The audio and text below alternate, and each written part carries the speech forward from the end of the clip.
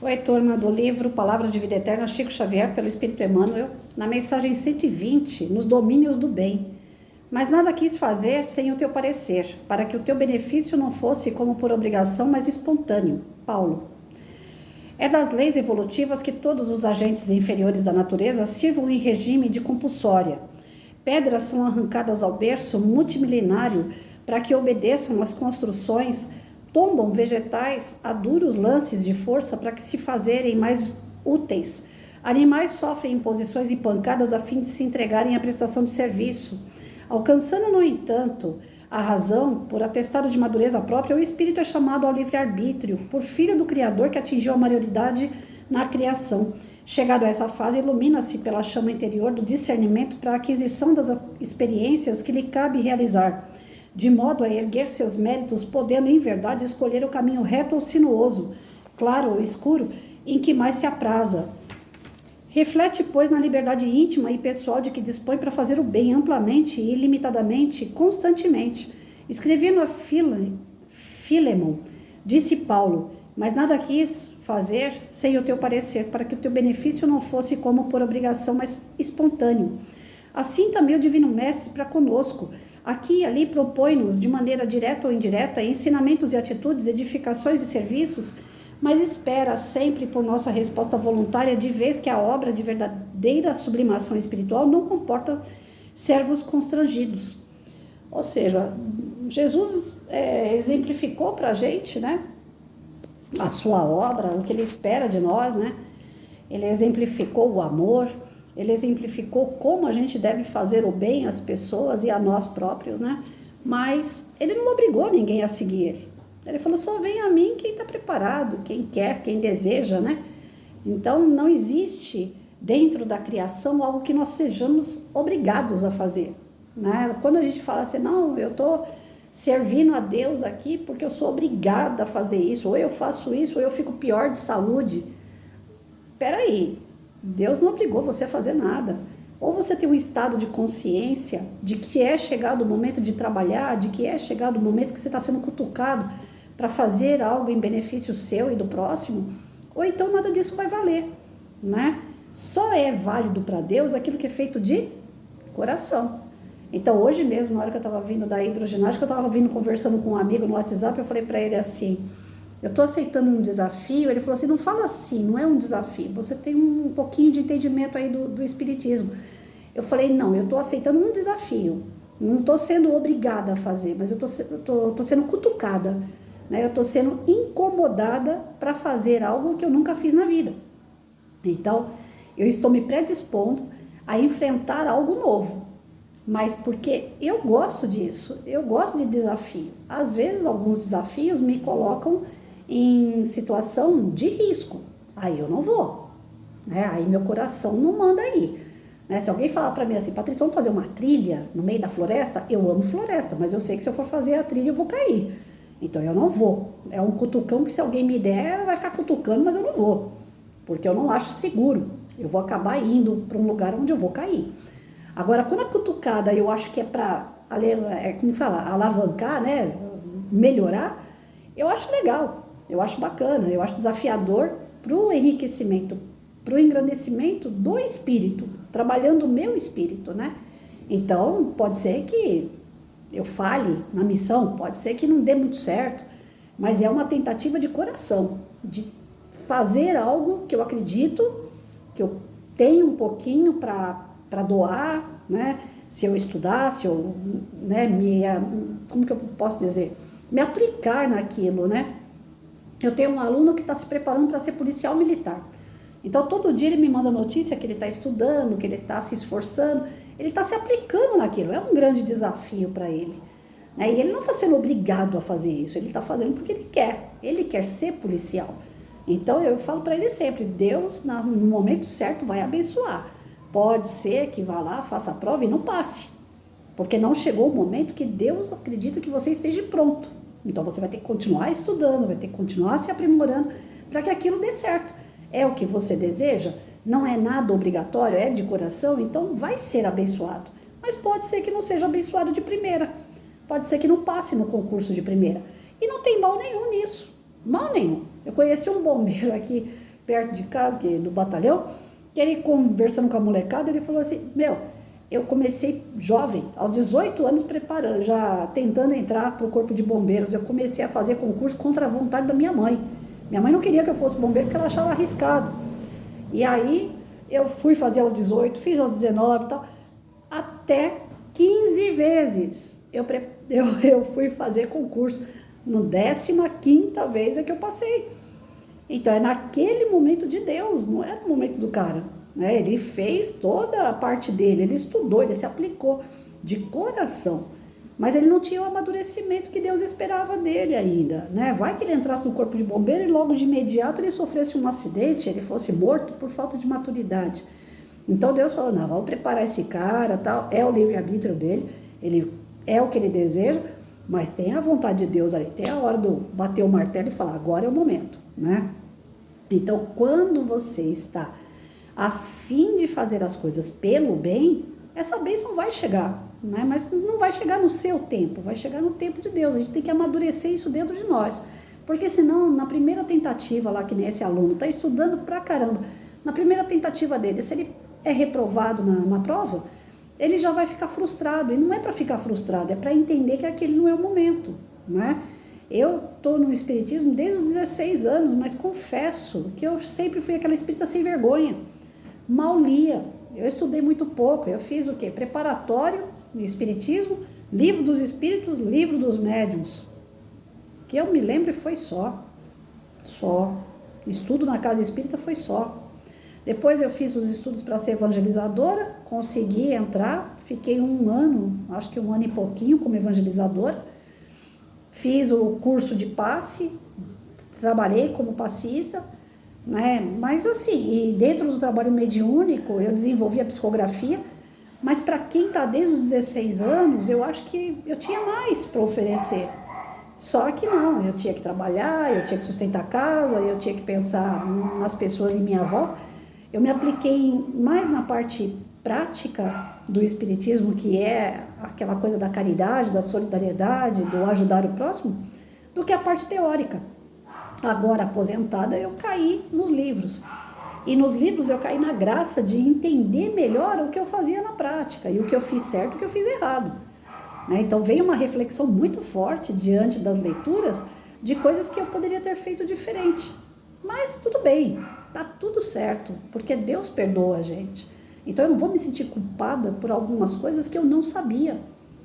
Se eu soubesse, tivesse feito de propósito, de errado, não, eu sabia que não podia, mas mesmo assim eu fiz, aí eu vou falar para vocês, aí o bicho pega.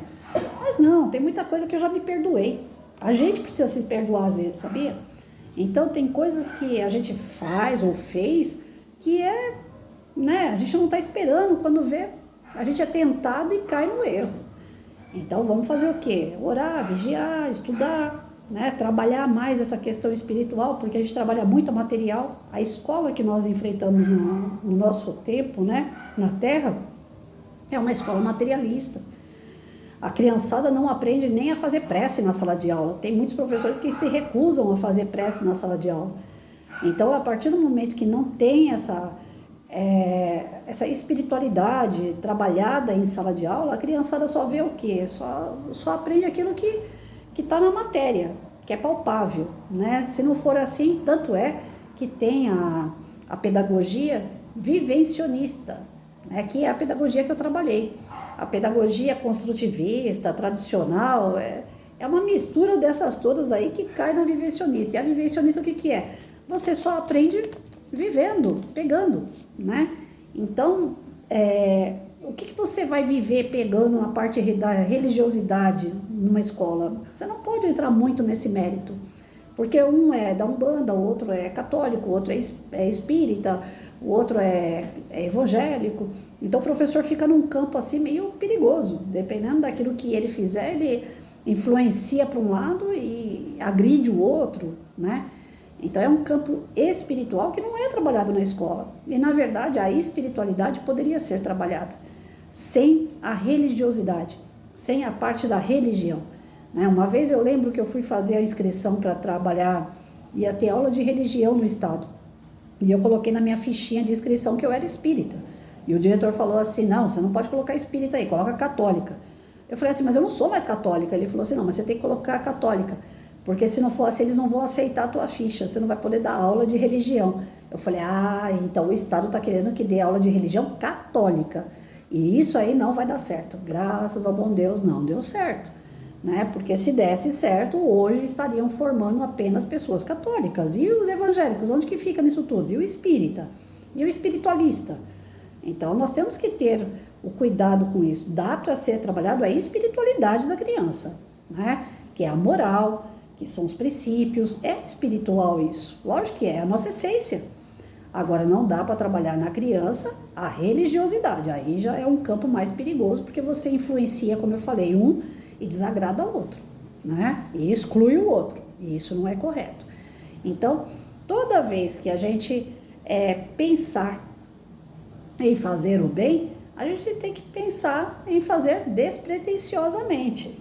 É trabalhando a espiritualidade e não trabalhando a religiosidade. Quer dizer que eu vou socorrer apenas quem é católico, se eu for católico. Eu vou socorrer apenas um bandista, se eu for da Umbanda. Não, eu vou ajudar, seja lá quem for. Qualquer cor, qualquer religião, qualquer credo, qualquer coisa. Quem tiver precisando de ajuda, eu vou ajudar. Aquilo que eu tiver que fazer, eu vou fazer, mas eu vou fazer de coração. Se o outro vai receber bem ou mal, se o outro vai aproveitar isso ou não, aí já é problema do outro. Mas a gente tem que fazer pensando sempre no melhor. Seja para procurar um emprego, seja dentro de casa, seja o relacionamento entre amigos, seja o relacionamento pegando um ônibus, estando numa praça, passeando. O relacionamento com as pessoas deve ser sempre o seu melhor. Dentro do seu livre-arbítrio, você escolher sempre o melhor. Para isso, você vai buscando maturidade como? Através de estudo. Através da doutrina, quem segue a doutrina, através de uma outra religiosidade, para quem segue uma católica ou evangélico, não interessa a religião. Interessa você desenvolver a sua espiritualidade. Você tem o livre-arbítrio para escolher entre o bem e o mal. Pois então, escolha sempre o melhor. Jesus ensinou o melhor. E ele fez isso de coração, ele não fez isso. Na hora que ele estava lá na cruz, vocês acham que ele estava pensando, eu vou pegar o cara que me colocou aqui na cruz? Não, ele falou, o cara que me colocou aqui, ele teve o livre-arbítrio dele, ele estava no patamar dele, no grau de evolução dele. Eu estou no meu grau de evolução. Então, eu acabei de ler aqui no Religião dos Espíritos, tem um texto, que é o capítulo... Meu Deus do céu. Não, capítulo não, é a página 205. Chama Amigos. Quem puder depois, pega lá, Religião dos Espíritos. Aqui está falando que nem todo mundo vai seguir com você a vida inteira, né? Através do seu livre-arbítrio, você vai ter uma livre escolha. E as suas escolhas, se você for calcando sempre para o bem, se você for enxergando a vida com um pouco mais de seriedade, a gente pode brincar, pode ser brincalhão, pode ser bem-humorado, isso não impede nada de você ser sério com o que é sério. E quando você começa a fazer opções para coisas mais sérias, né, do tipo assim, quando você tem 15, 16 anos, você entra numa roda de colegas e começam a falar, as meninas geralmente, né, a falar mal de uma outra menina que você não vai com a cara dela. Aí quando você se torna velha, 52 anos que eu estou entrando nela, você entra numa roda dessa que vai falar mal de alguém, você até entra no embalo, mas depois você fica pensando assim, quer saber? Por que eu estou falando mal daquela pessoa? É problema dela, é a postura dela, é o jeito dela. Infelizmente é uma pessoa que está agregando para ela só mal fluido, só má energia. E eu não vou ser mais uma que vou ficar aqui jogando energia ruim para ela não, eu acho que ela já tem o suficiente. Deu para entender a diferença? Aí quando você tem esse grupo de 15 anos, que antes falava mal da vida de todo mundo, e agora você está nesse grupo e você não quer participar do falar mal, essas pessoas às vezes te olham diferente. E o que está acontecendo? Está doente? Porque antes você falava, agora você não fala mais. É porque você mudou de postura. É porque o seu livre-arbítrio está amadurecendo. Você está vendo que aquilo ali não te leva para lugar nenhum. Aí você para, pensa e fala, não, peraí, estou fazendo errado, né? Eu não quero isso. Assim como eu não quero que façam comigo, também não vou fazer. Deixa a criatura lá, do jeito que ela é, né? E ela que vai colher os frutos amargos dessa amargura que ela tem. Mas eu não vou piorar a situação dela e também não quero me comprometer.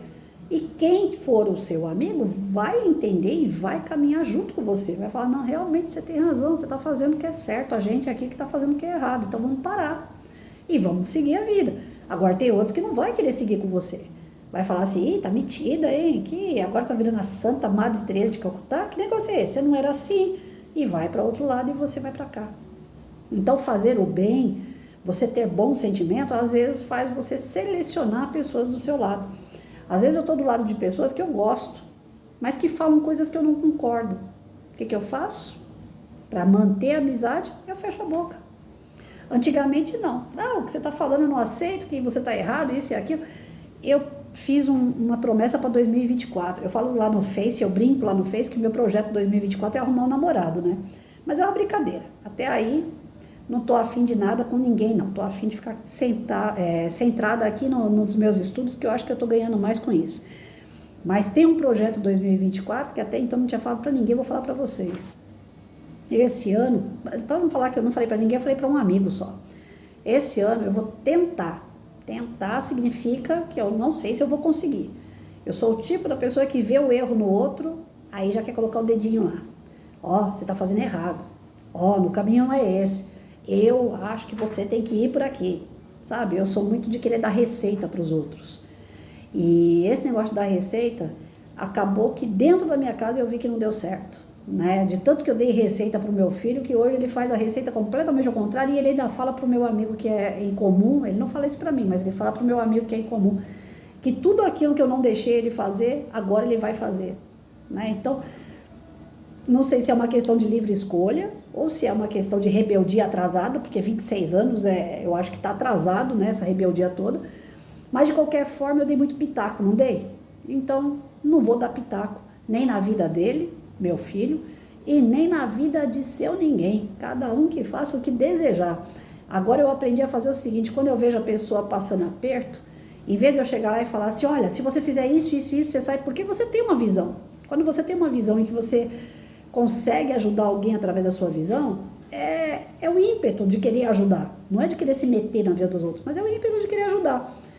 Em vez de fazer isso agora, eu viro para a pessoa e falo assim, aí, o que está precisando? Quer ajuda? O que eu posso te ajudar? É o que tem para hoje. Porque as pessoas não querem ouvir, né? As pessoas não querem entender que estão erradas. Então você acaba arrumando atrito com isso. Para quê? Você quer fazer o bem? Faça de coração. E como é que você vai fazer de coração? Não é impondo, é perguntando. Vem cá, o que você quer? O que você está precisando? Se eu puder ajudar, eu ajudo, né? Eu tenho uma amiga já de muitos anos que ela me ajuda bastante. Desde quando ela me conheceu, que é ela que me coloca para cima. Silvia Rangel, vocês vão ouvir muito esse nome ainda.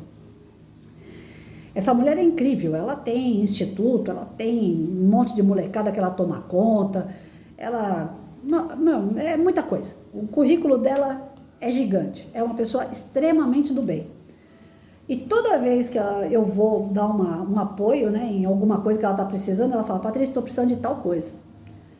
E eu já devia ter aprendido com a Silvia a ser assim. Quando pede, é que a gente ajuda. Mas não, eu tenho mania de enfiar o dedinho onde não é chamada. Porque eu acho que a pessoa está sofrendo e se eu colocar o dedinho lá, eu vou tirar o sofrimento da pessoa.